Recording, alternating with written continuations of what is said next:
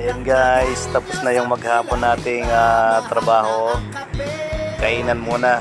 Kailangan muna natin mag-recharge. Hanap muna ako ng makakainan dito. So mas prepare ko yung kumain ng palabok kaya spaghetti, pansit malabon yan. So bumili ako ng pansit malabon guys.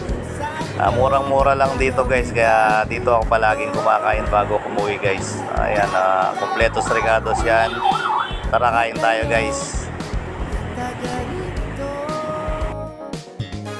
Kahit sabayan nyo ko tiyakap, kung hindi naman sapat ang kinikita nyong lahat.